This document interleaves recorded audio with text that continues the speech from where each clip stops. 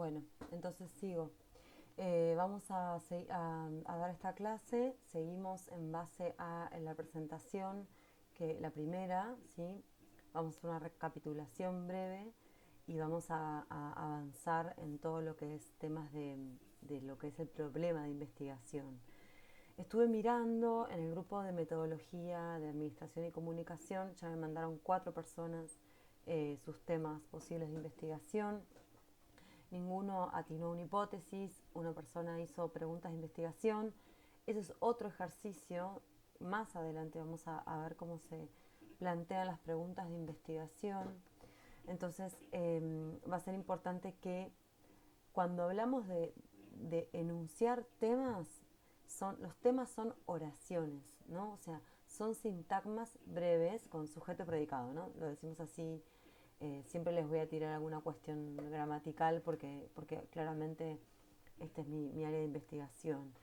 Es decir, por ejemplo, podemos decir el papel, por ejemplo, el tema sería, un ejemplo de un tema de investigación sería el liderazgo en una empresa durante el coronavirus o la cuarentena, algo así. Eso sería como el tema de investigación. Luego uno puede hacer una descripción del tema o puede hacer también una hipótesis o puede hacer también preguntas de investigación, pero son cosas distintas. El tema es como cuando te preguntaba la profesora de lengua, ¿no? En la escuela, cuál es el tema de este cuento. No es el resumen del tema. No son preguntas sobre el cuento, es la enunciación del concepto principal, de la idea principal. Esto es importante que lo distingamos. También lo vi en los chicos y chicas de derecho, o sea, es eso, por ejemplo, la implementación del código laboral, perdón si me equivoco en algunos términos porque son áreas muy disímiles, pero podría ser la implementación de un código en, no sé, por ejemplo, en las empresas estas de partnership, ¿no? O sea, tipo Rappi, tipo Uber, o sea, eso es un tema. Luego vemos que la hipótesis va a ser otra cosa, ¿sí? La hipótesis es una pregunta. Para llegar a la hipótesis necesitamos hacer preguntas de investigación. Yo voy a volver sobre todo esto, pero entonces es importante que distingamos. Una cosa es el tema, otra cosa es la descripción del tema y otra cosa es la hipótesis o las preguntas de investigación. Entonces, continuamos. Ya recién hubo un videito breve que interrumpí, ahora voy a subir este otro. Y les agradezco a los que hayan mandado sus tareas y claramente van a ser mejor evaluados. Eso es importante que lo sigan, que sigan este curso. Yo sé que es difícil, para todos nosotros lo es, para mí es muy difícil, pero estoy poniendo todo lo mejor de mí. Así que también si hay dudas, si hay cosas que no quedan claras, si hay cierta discontinuidad, sepan disculpar y haremos todo lo mejor posible. Entonces, vamos a recabar un poquito, a reanudar lo que veíamos en la presentación que les planteé la semana pasada, donde hablamos de lo que era qué era la metodología de las ciencias, qué era el conocimiento de la episteme y la doxa, deducción e inducción. Todo eso de deducción e inducción son conceptos lógicos que nos vienen bien, pero para tener en cuenta son como conceptos subterráneos de lo que estamos haciendo. Ustedes cuando se pongan a escribir sus hipótesis o sus problemas de investigación, no van a estar pensando no sé, en, ay, estoy haciendo una inducción o una deducción o una abducción, no. O sea, son procesamientos lógicos que se hacen normalmente, casi espontáneamente, pero que a veces está bueno detenerse. ¿Por qué? Porque muchas hipótesis a veces están mal formuladas, por un lado porque no cumplen con todos los requisitos, pero por otro lado porque en realidad hay problemas en el método, en el camino, ¿no? Hay problemas lógicos en el camino que se recorre. Es como agarrar un GPS y en vez de elegir en, qué sé yo, en Google Maps, la ruta más fácil, elijamos una ruta alternativa nueva, la que ya conocemos, porque siempre íbamos a ese punto, a la casa de mi abuela, y siempre hago el mismo camino, aunque esté errado, aunque sea el más lento, aunque sea el más caro, yo lo sigo haciendo. O sea, ¿qué permite conceptualizar desde la lógica estas cuestiones de cómo pienso una tesis? Lo que permite es ahorrarse tiempo y ser conscientes del proceso que estamos haciendo. esto ahora no lo van a entender. Esto nos va a llevar todo el curso a entenderlo, pero quiero que recordemos esto cuando hagamos el proyecto final.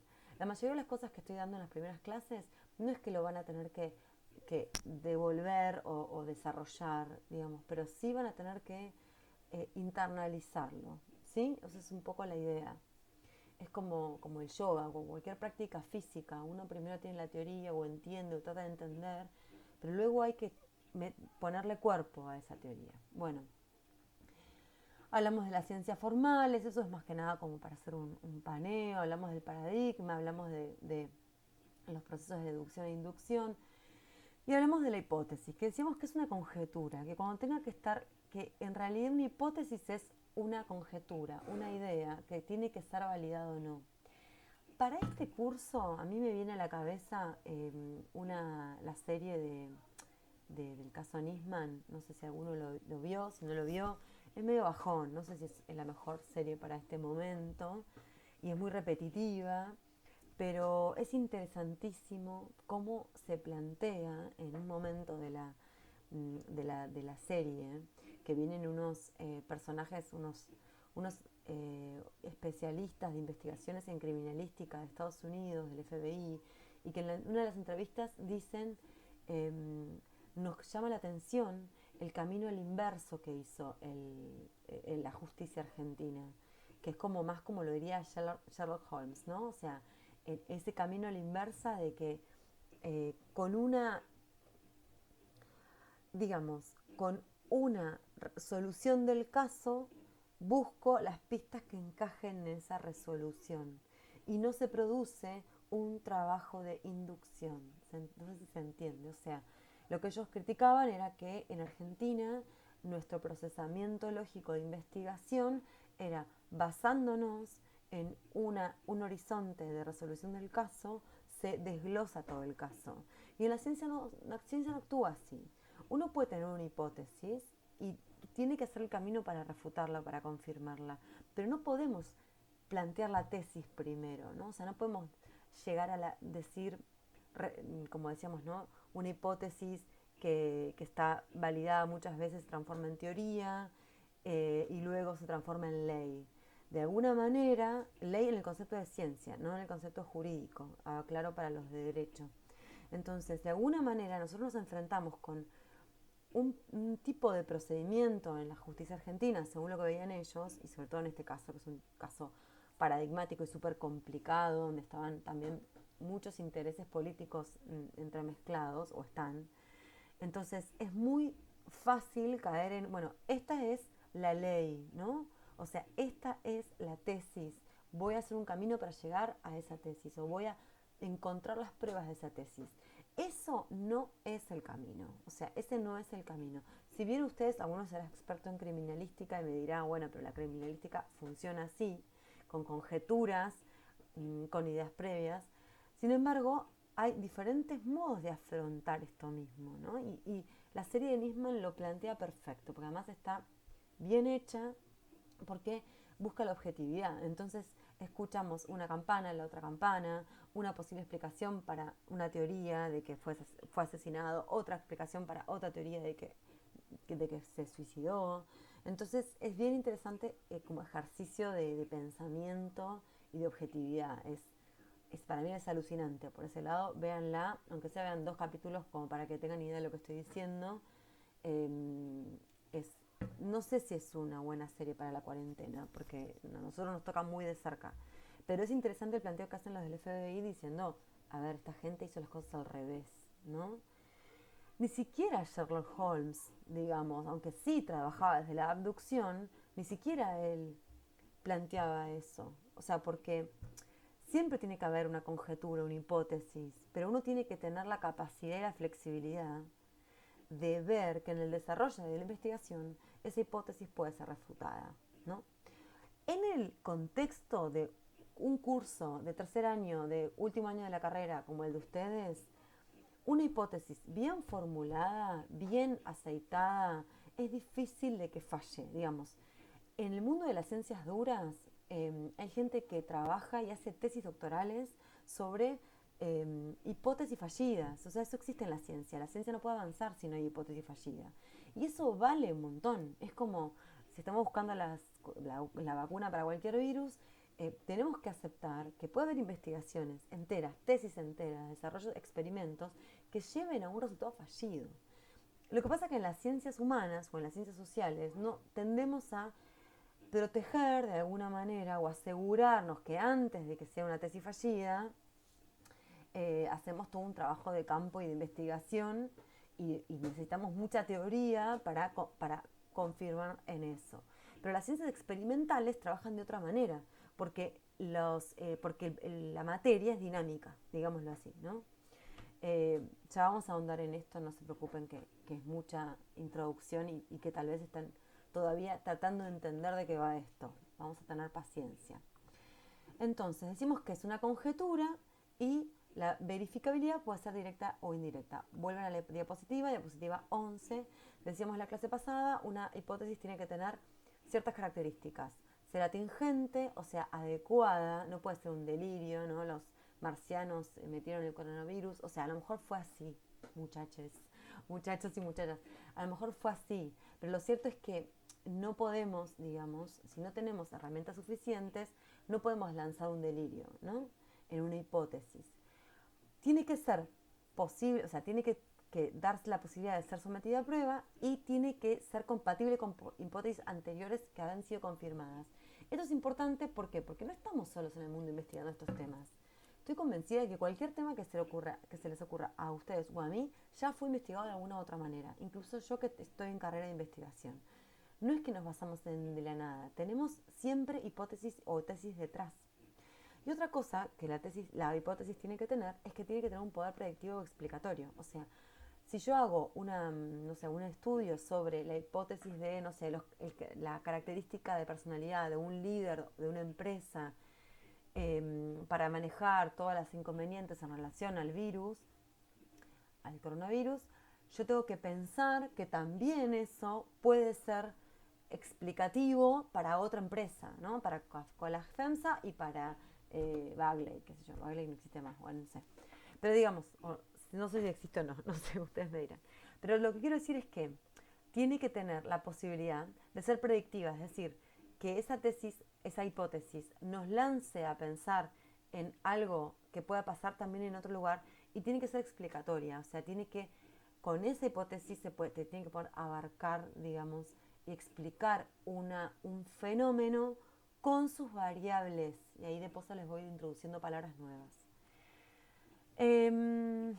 Vamos a ir al tipo de tesis directamente, que esto se los voy a decir yo porque no está en el PowerPoint.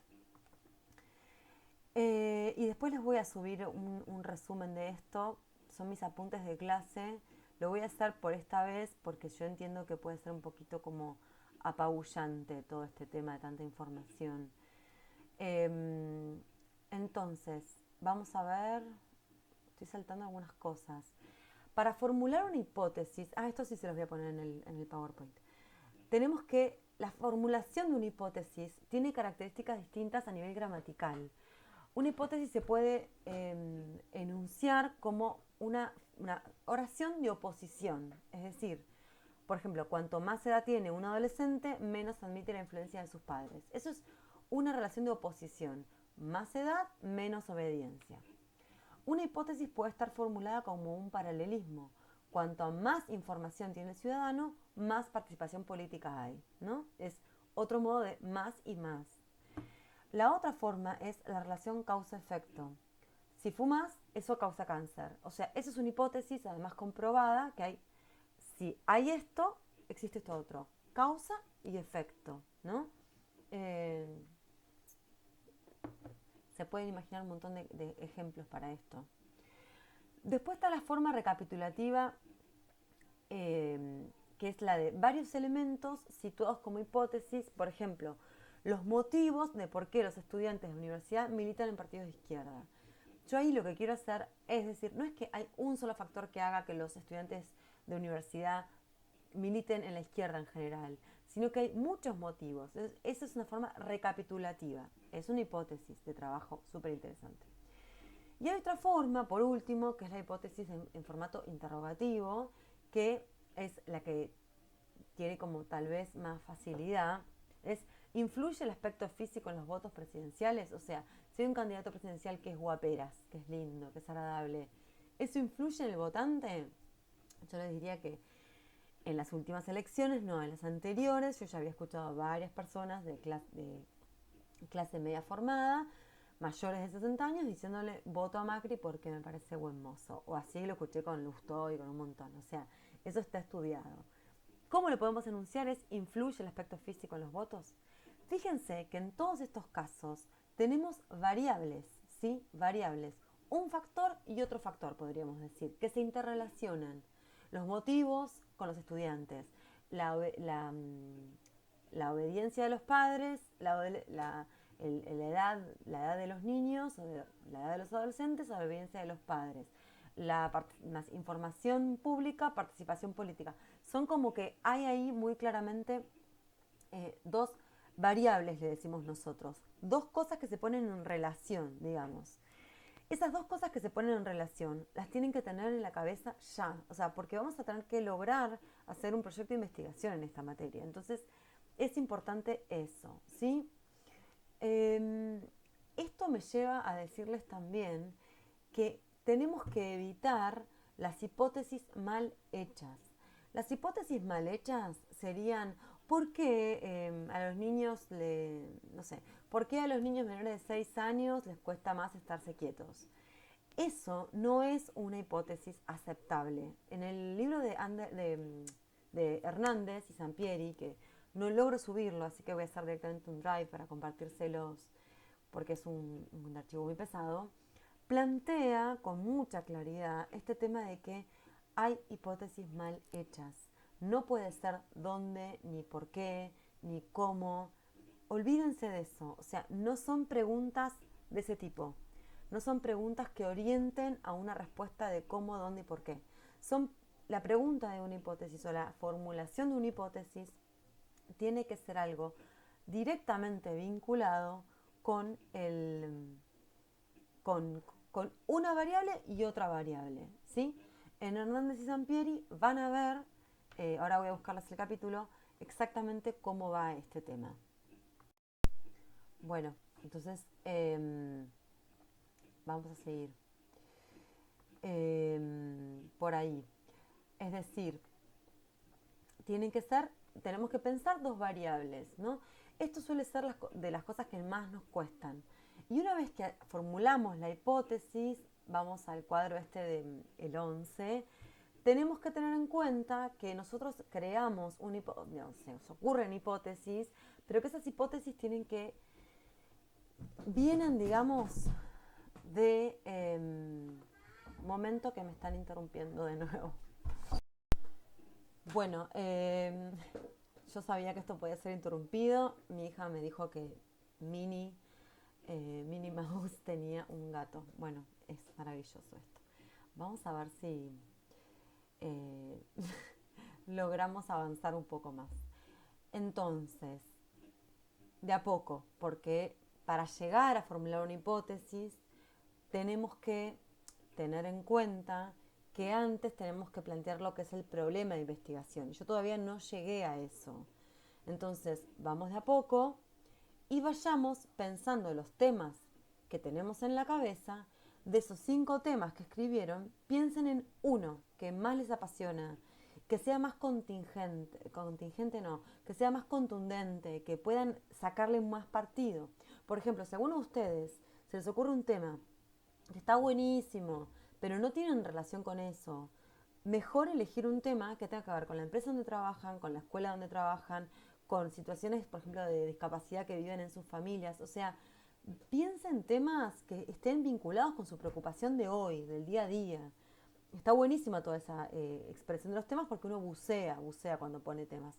Pero vayan pensando en un tema de investigación y traten de enunciarlo, ahora sí, con lo que ya trabajaron, les pido, traten de enunciarlo como una oración, no como un desarrollo, no como preguntas todavía no. Los que hayan hecho preguntas de investigación es genial, pero las vamos a desarrollar más adelante. Entonces, eso es lo que tiene la hipótesis, ¿sí? Hay una... Vamos a ir a la diapositiva 12, que es la investigación científica. La investigación científica, lo primero que se plantea cuando uno piensa en un tema de investigación, tiene que pensar en realidad en un problema de investigación, o sea, algo que no está resuelto y que yo quiero resolver. A partir de ese problema, entonces hagan como una limpieza, eligen ese problema, ese tema de investigación que les preocupa, empiecen a pensar hipótesis preliminares. Estas hipótesis preliminares no son otras que las preguntas de investigación. ¿Qué es lo que tienen que hacer entonces para la próxima clase? Y lo voy a poner como tarea también.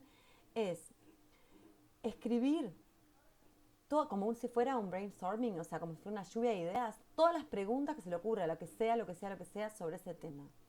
Una vez que tengamos esas preguntas a veces van a ser incorrectas, o sea, no incorrectas, no es que está mal o bien, pero digo, una de esas preguntas o dos van a ser las posibles hipótesis.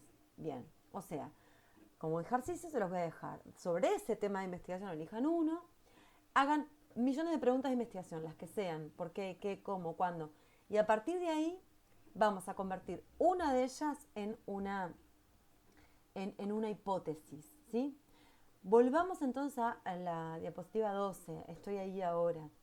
Una vez que tenemos esas preguntas de investigación e hipótesis preliminares, que también son llamadas así, no todas las preguntas de investigación son hipótesis preliminares, pero bueno, porque las que dice cómo, dónde, no van a ser hipótesis, sino que aquellas preguntas que vinculen dos aspectos de un hecho van a ser posibles hipótesis.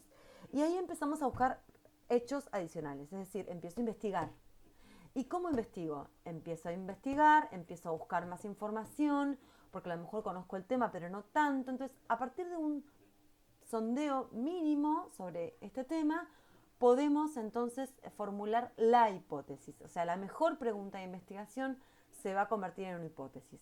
¿Cómo se escribe esa hipótesis? Ya sea como oposición, como recapitulación, como pregunta, como oposición, como todas las que acabamos de ver, perdón.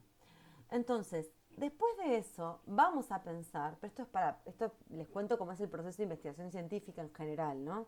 Pero yo voy y vengo a nuestra realidad. Vamos a deducir las consecuencias de eso y vamos a verificar esas consecuencias y aplicarlas.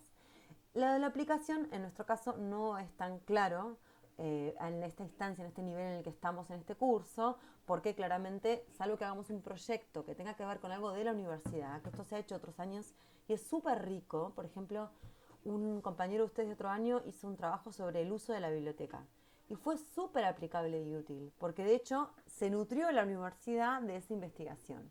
Pero no toda la investigación que vayamos a hacer puede ser aplicable.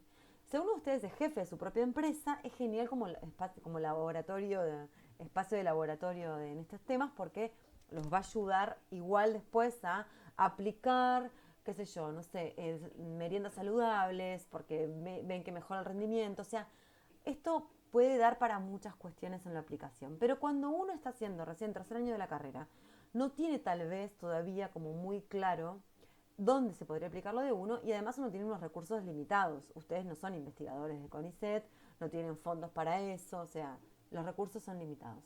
Pero es importante que tengamos en cuenta cómo es la interna de una investigación científica. Estoy en ese plano por ahora. Luego tenemos acá en la diapositiva 13, siguiente, todo el esquema del proceso de investigación, por ejemplo, en ciencias sociales, que es bien interesante detectar, digamos, cómo podría ser, porque ahí se nota también, cómo aplica un diseño de investigación, ¿verdad? Es decir, a partir de un problema que yo encuentro de las preguntas, de un concepto, lo primero que tengo que hacer es empezar a ver el marco teórico. Ahora vamos a hablar de eso. O sea, no es que soy el único, el primero que estudia sobre eso. Hay montones de información y un montón de investigaciones sobre esos temas. El tema es cómo buscarlo, y ya vamos a hablar de eso. Porque no es Wikipedia, no, olvídenlo. Algunos de ustedes me citan Wikipedia y mueren la hoguera, sépanlo. Wikipedia es un buen lugar para empezar una investigación, no es un buen lugar para terminarla, ni menos que menos una fuente. Seamos serios con eso. Ni Wikipedia ni Rincón del Vago. Lo tengo que decir a esta altura porque sigue sucediendo. Vamos de a poco igual. Cuando tenemos ese problema de investigación planteado, nos vamos al diseño de investigación. Es decir, tengo que pensar qué tipo de camino voy a hacer para lograr lo que quiero hacer. Y entonces, ese camino está la fase empírica, donde en caso de que yo tenga que analizar problemas, fenómenos sociales, lo haré. Y si tengo que estudiar, no sé, películas, hay gente que hace estudios analíticos sobre películas, buscaré lo empírico en las películas, ¿se entiende? O sea, cada disciplina tiene su empiria. No hay ninguna que no se basa en el aire, no. O sea, el aire también es empiria, podríamos decir. Entonces se recopilan los datos, ya sea trabajo de campo o ya sea los libros que quiero analizar de tal autor o no sé, el feed de una aplicación, lo que sea, ¿sí? Y luego se hace una elaboración con esos datos. O sea, los datos, las encuestas, todo eso que lo vamos a ir viendo después, no es que se tiran por ahí o son excusas, no. Con eso es la base empírica de mi investigación. Y luego tenemos el análisis y la interpretación de esa investigación y ahí están los resultados. Ese esquema, que está bastante malo, les pido disculpas, pero bueno, está en uno de los libros también, es importante que lo tengamos presente como camino. Y ahora sí, uno de los temas principales de este curso, de esta clase de hoy, es hablar de la teoría y la práctica. O sea, la teoría no es opuesta a la práctica. Eso a lo mejor en la vida de la doxa se diga que la teoría es una cosa la teoría y otra cosa la práctica, te dice la gente, ¿no? O sea, hay algo de cierto en eso. Pero en las ciencias, la teoría y la práctica van juntas de la mano. Eso es así, van juntas de la mano, teoría y práctica. Y tenemos, o sea, y es una retroalimentación. Esto también es de las cosas que más cuestan al principio, porque uno siente que no puede decir nada nuevo, uno siente que no tiene nada que ver lo que investiga con lo que dijo fulanito en tal, pero el arte que vamos a ganar en este curso, eso estoy convencida, es justamente el arte de poder unir la teoría y la práctica. Y un buen marco teórico va a habilitar esto. Y ahora vamos entonces a hablar de para qué...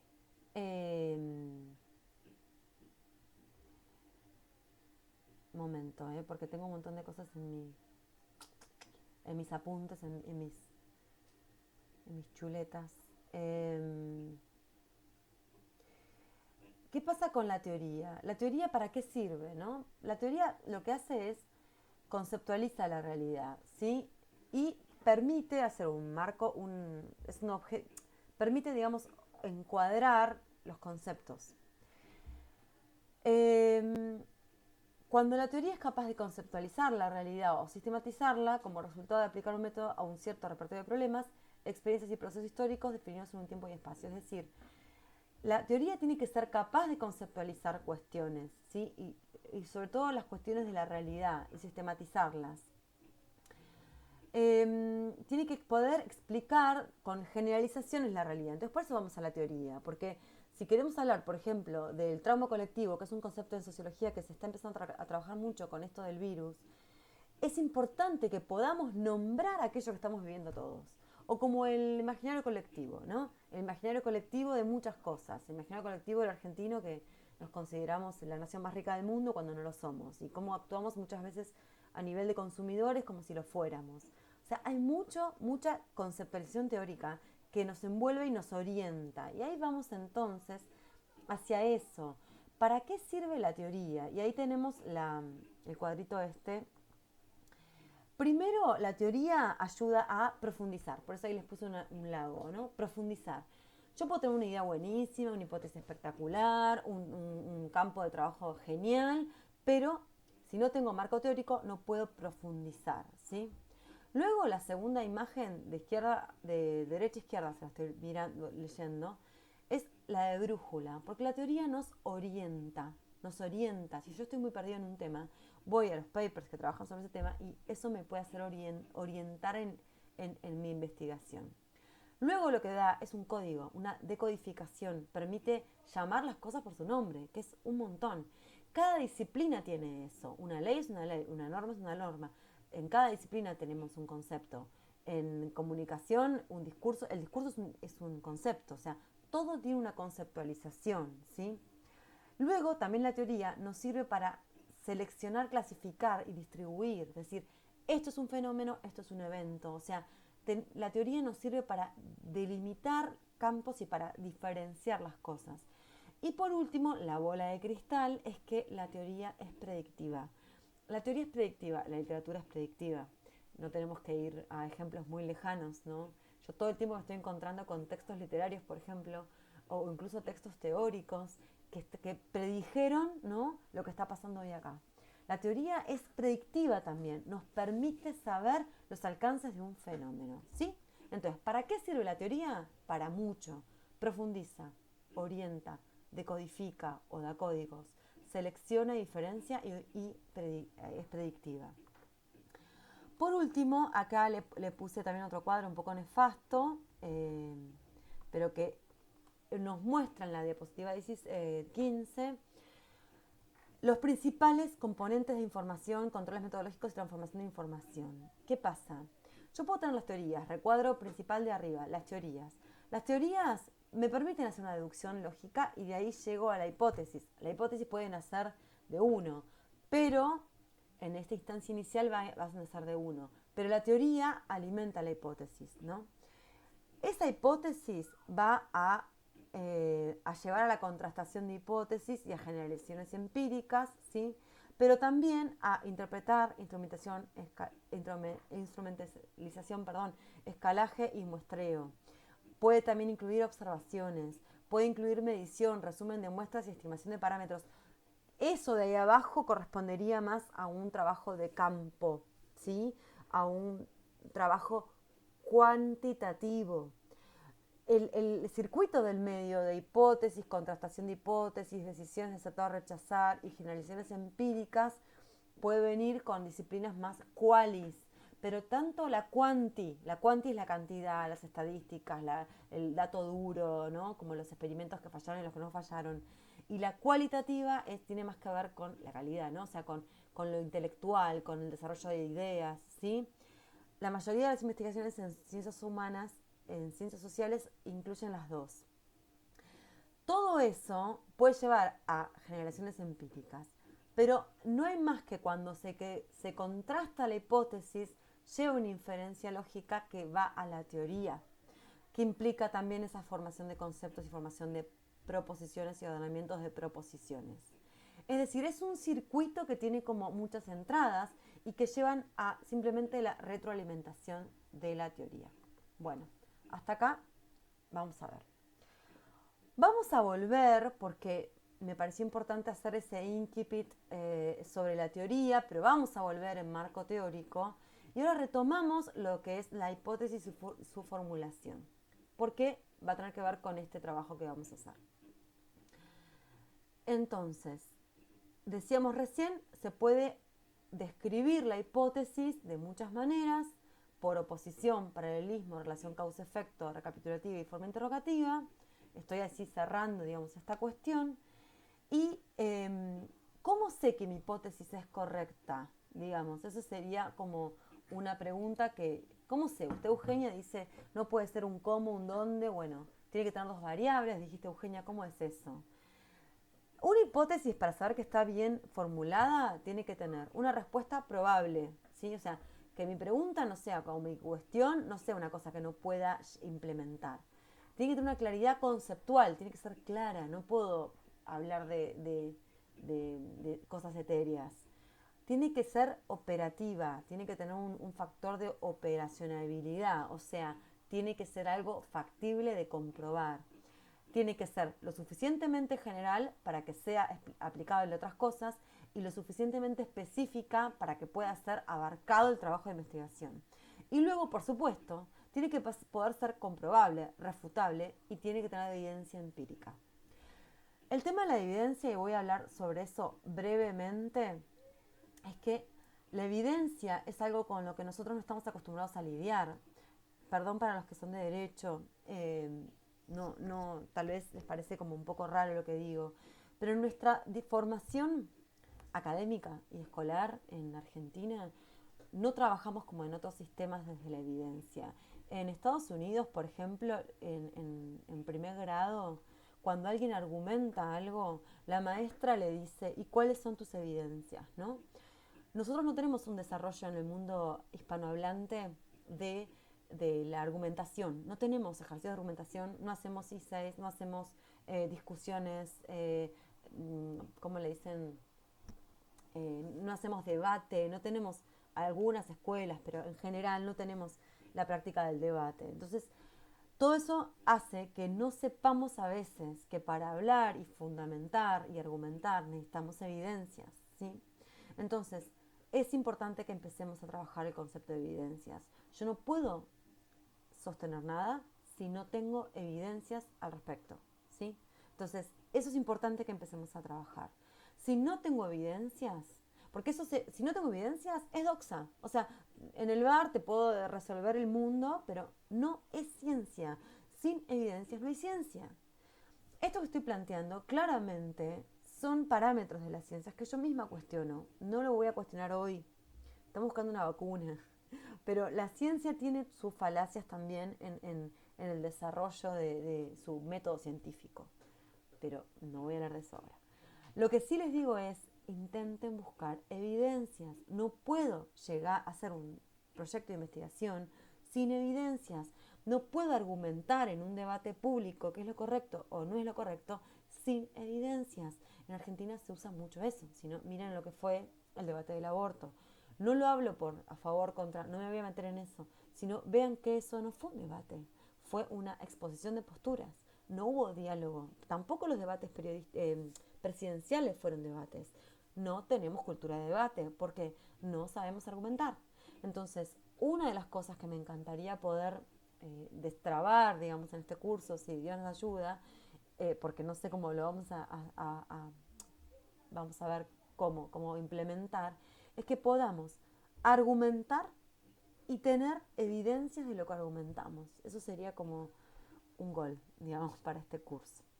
Bueno, y voy rápidamente entonces a la figura número 18, que también es una figura así como esquemática que me muestra, volviendo a esto de la hipótesis, la teoría, a partir de la teoría yo hago emergir una hipótesis. Ustedes dirán, bueno, pero ¿qué? ¿Tengo que empezar a leer, Eugenia, antes de pensar? No. Ustedes piensen en el problema de investigación. Después podemos investigar o ya saber un poco sobre ese tema y de ahí se va a generar una hipótesis. Esa hipótesis va a contener variables, más o menos. Y esas variables después va a trabajar sobre indicadores. Y eso va a ser un fluir entre la teoría y la realidad. Esa imagen de que parece, yo lo veo y parece como el logo de la lotería de la provincia de Buenos Aires, no sé, un bolillero, cada uno ve lo que quiere, hay gente que ve un sol, en fin. Vamos a entonces hablar teoría, hipótesis, variables. La variable es lo siguiente. Vamos a la imagen 19. ¿Qué son las variables? Son las características observables o aspectos discernibles en un objeto de estudio que puede adoptar diferentes valores o expresarse en varias categorías. Es eso, es la edad de la edad de un niño y la obediencia a sus padres. Son dos variables que yo interrelaciono. Entonces, las relaciones recíprocas entre las variables pueden ser cualitativas o cuantitativas, continuas o discontinuas, dependientes o dependientes, explicatorias o externas, generales, intermedias, empíricas. No se vuelvan locos con esto. No nos volvamos locos con esto. Simplemente decirles que la relación entre, como vemos en la formulación de la hipótesis, la relación entre una cosa y la otra puede ser de relación de causa-efecto, puede ser una relación directa. Cuanto más tiempo de tele, más locos están los niños, ¿no? Esto lo podemos confirmar en las casas en este momento. Cuanto más encierro, más necesidad de liberar energía. Eso también lo podemos comprobar en estas casas en estos días. Entonces, hay cosas que tienen una relación directa y continua, pero hay otras cosas que no, que son más difíciles de detectar. Y ahí la ciencia tiene un montón de instrumentos para medirlos, ¿se entiende? Porque yo puedo sacar leyes, hipótesis y deducciones a partir de la experiencia de mi casa. Yo, Eugenia, de hecho, trabajo desde el método científico en mi casa porque digo, esto sirvió, pruebo esto sirvió, poner un horario sirvió a mis hijos, contener el rato de tele sirvió, estoy trabajando en este momento, o sea, yo fui probando cosas y fui comprobando y descartando en mi micromundo. Pero cada uno de ustedes tiene una realidad familiar o habitacional que no pueden aplicarse a las mismas teorías y que tal vez está pasando otra cosa o tal vez está pasando lo mismo. Entonces, ¿qué pasa? Con las variables es que va a ser determinante, ¿sí? Volvamos al cuadro de las variables, que hay cosas que pueden ser continuas, en cada casa pasa lo mismo, otras cosas pueden ser discontinuas, pueden ser relaciones dependientes o independientes.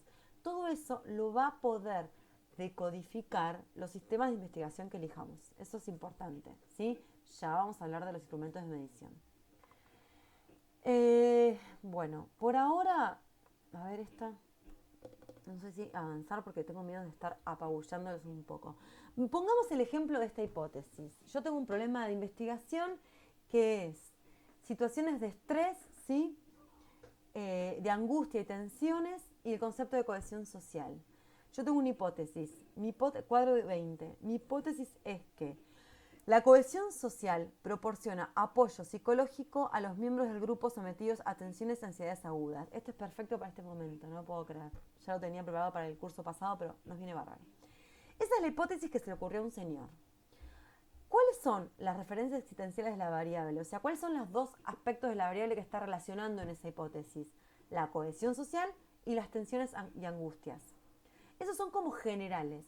Pero luego cada variable, porque yo formulo la hipótesis breve y general, o sea, puede ser agregando, no sé, en la provincia de Buenos Aires o en los grupos de madres, no sé, hay que ver qué variable hacemos. Pero luego el desarrollo de investigación apunta a que la cohesión social es un concepto. En este caso, se va a pensar en la cohesión social de los católicos, ¿sí? Y se va a pensar que los católicos tienen mayor cohesión social que los protestantes, por ejemplo, ¿sí? Y luego está el concepto de tensiones y angustias. Los índices de suicidio son funciones de ansiedad y tensiones no aliviadas a que están sometidas las personas. Es decir, la hipótesis puede ser planteada así general o puede ser dicha de otra manera. Les pongo el ejemplo. Dentro del grupo de católicos hay menos, que es lo que vamos a ver después, las consecuencias lógicas de esa hipótesis es posible prever o anticipar una proporción menor de suicidios entre los católicos que entre los protestantes. ¿Se entiende? O sea, esa es una hipótesis. Pero para llegar a esa hipótesis que está ahí abajo, ¿sí? Tuve que hacer todo un camino de investigación de ese problema, ¿no? En el cual estuve planteando variables y esto que pasa en el cuadro en la parte de arriba son los procesos internos. A lo que llego es decir que eso sería la hipótesis. Es posible prever o anticipar menor tasa de suicidios entre grupos católicos que entre protestantes. No es que acá no hay ningún tema como ideológico en relación a católicos protestantes, sino simplemente un estudio de campo. Esto podría ser también de veganos y no veganos, o sea, da igual. Vamos a volver sobre este ejemplo. Entonces, con esto voy a terminar la clase de hoy porque ya se está haciendo bastante larga. Pero decirles que el ejercicio que les voy a plantear es: elijan de esos temas que seleccionaron un tema de investigación, un problema de investigación, y empiecen a hacer las preguntas de investigación, cualquier tipo de pregunta. Y vayan viendo y vamos trabajando también, tal vez de manera grupal, ya veré cómo, cuál de esas preguntas podría ser más apropiada para una hipótesis. La pregunta para la hipótesis lo vamos a trabajar en la clase que viene. Esto va a venir lento, pero mientras tanto vayan leyendo. Les recomiendo que lean Hernández y Sampieri y que no perdamos la conexión y el seguimiento de este curso. Y bueno, les agradezco un montón por haber estado acompañándome en estos 2 videos. Y bueno, mucho ánimo. Acuérdense siempre de todos los días desconectar el teléfono un par de horas, hacer lo que les guste, conectarse con cosas que están adentro, que es el modo de salir adelante, ¿sí? Bueno, les mando un abrazo.